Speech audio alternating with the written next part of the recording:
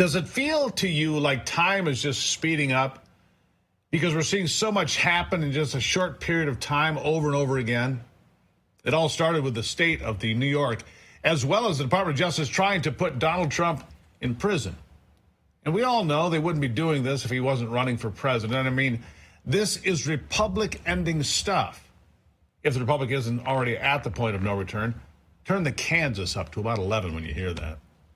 Former President Donald Trump was almost assassinated, which may have sent this country spiraling out of control, which just feeds into the narrative that the establishment just doesn't want Trump being president again. And whether true or not, that's also republic-ending stuff. And even high-ranking Democrats are now questioning what happened that day in Butler, Pennsylvania, July 13th. Here's Senator Richard Blumenthal with his take on what the Senate has found out about the assassination attempt. Listen to this.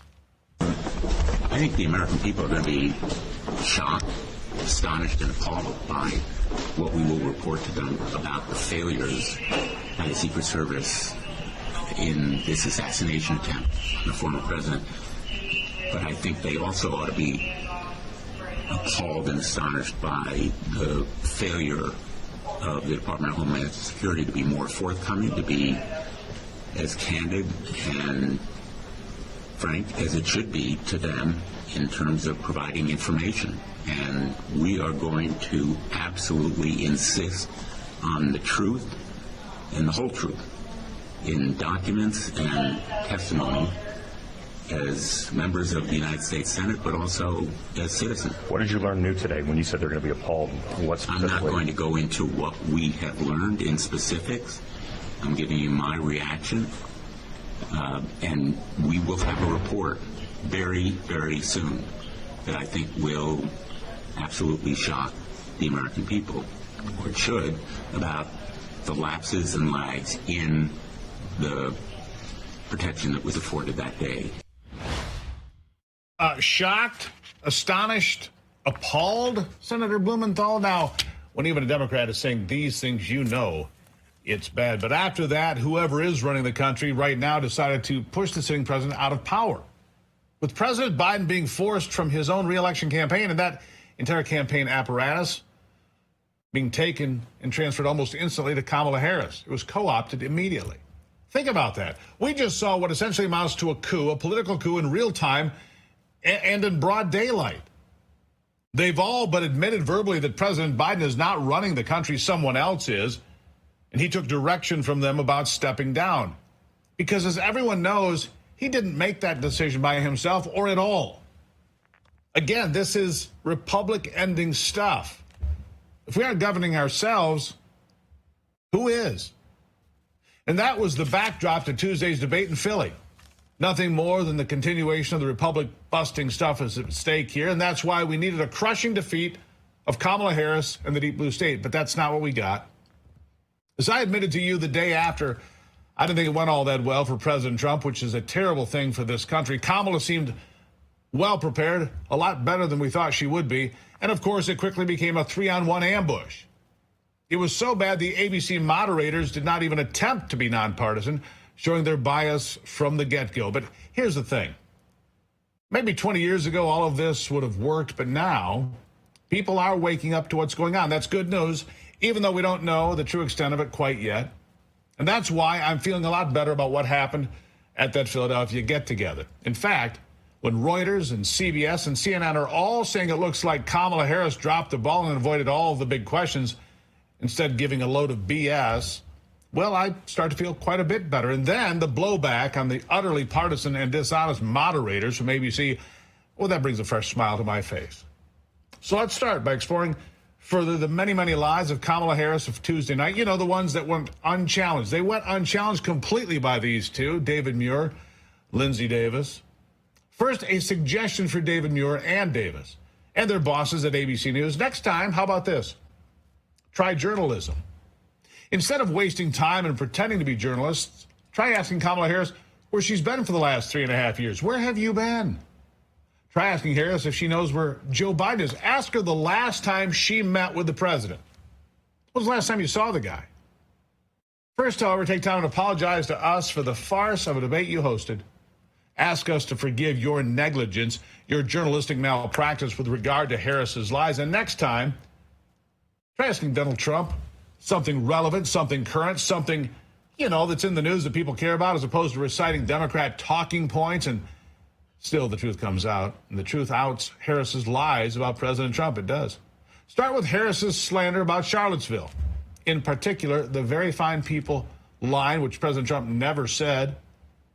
Muir and Davis allowed Harris to just say Trump had praised neo-Nazis, didn't challenge it, didn't fact-check it. They allowed Harris to talk about neo-Nazis while sounding like one herself, and so she did. Harris told a big lie, a gross distortion, which is propaganda 101. Yes, it is. She weaponized history, revising it on live television for the purposes of sowing fear, promoting hatred.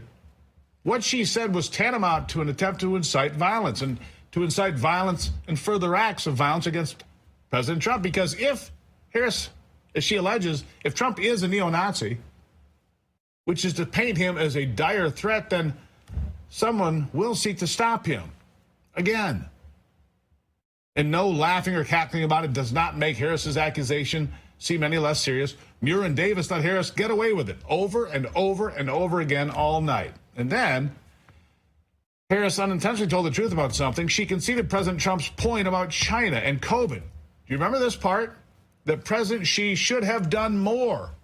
He should have told us a lot more about the origins of the virus. Harris even mentioned the very lab leak that Democrats have denied or refused to investigate for years. The same lab leak that got a whole bunch of people canceled, deplatformed, silenced, shadow banned. Shamelessness of this sort is not only frustrating, it's infuriating, and it's evil. Not surprisingly, Muir and Davis were silent. Maybe there was a short circuit or a brownout or a bad connection. Maybe their microphones just weren't working right, which prevented Muir and Davis from fact-checking Harris ever, all night. Or maybe, just maybe, Muir and Davis chose to do nothing. Maybe a truth is only true if a Democrat says it. Maybe Democrats call President Trump a liar because he speaks the truth about them. Maybe Harris is unable to not lie about her record. Maybe her record is so indefensible that she has no choice but to lie. That's the way it seems. Because when it comes to foreign policy, when it comes to pursuing peace, the result is war.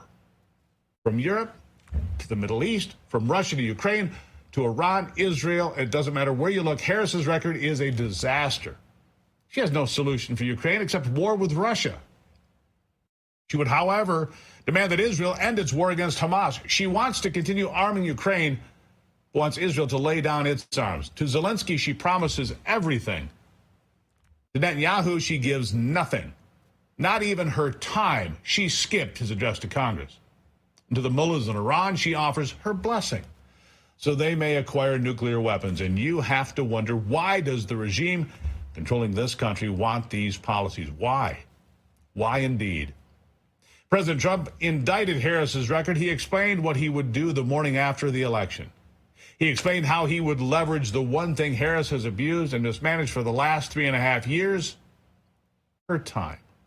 He also said what we've known for a long time, that our allies do not trust us and our adversaries do not fear us, that we have an incompetent in the White House and an imposter, an accidental nominee who has no right to be anywhere near the White House.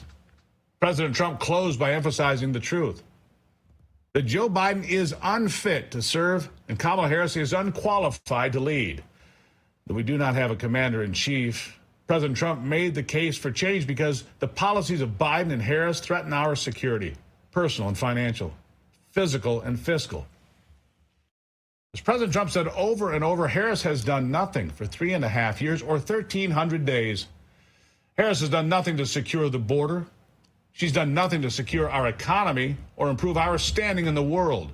She has done nothing to restore order. That was his closing argument, and it seemed to resonate, and for good reason. Listen to this.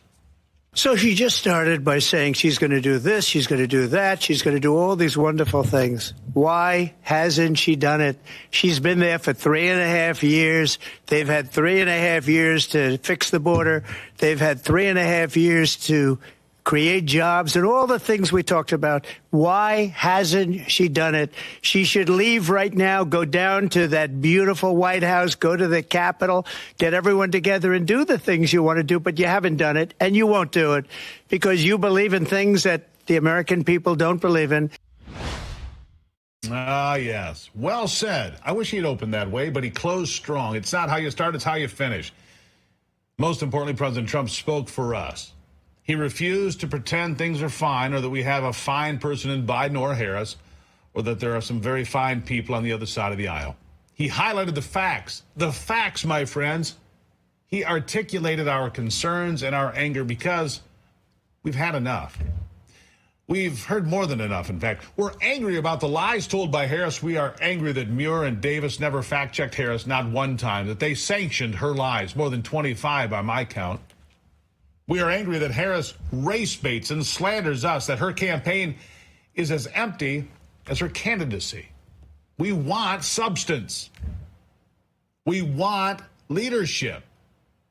We want greatness, frankly. We want the opposite of Kamala Harris and her nothing answers about her policies and everything else. We want President Trump. We want to make America great again, and we will. The debate is indeed over, and you don't have to believe me. For once, you can actually trust CNN, CBS, and Reuters, at least for now.